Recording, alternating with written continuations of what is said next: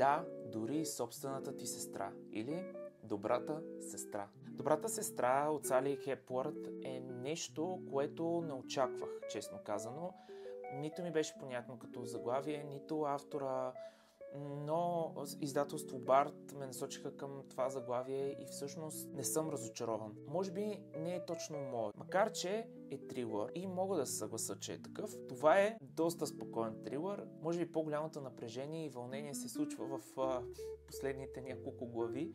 Че добър плот твист е това, което се случва в Добрата сестра. В книгата се разказва за две близначки, които имат както много сходни неща, така и много неща, в които се различават и всъщност тези им различия довеждат и до края. Края е хубав. Честно казано, аз съм удовлетворен от края. Ако беше завършил по някакъв друг начин, може би даже щях да бъда разочарован. Какво да ви кажа, на мен определено Фърн ми е по-любимия герой в книгата.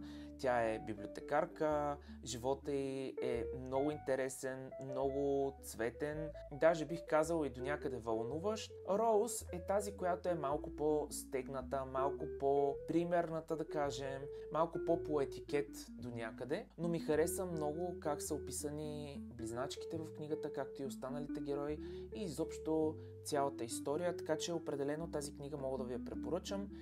Отново казвам, това е малко по-спокойна книга, но за мен беше добра. И мога да ви я препоръчам.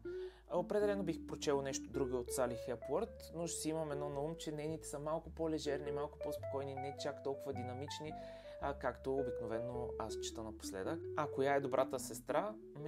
Трябва да прочетете книгата, за да разберете. Отзад има препоръка от Фрида Макфадън. За мен Фрида е доста по-добра като автор спрямо Сали Хепуърт, но въпреки това тази книга си заслужава четенето, така че нападайте.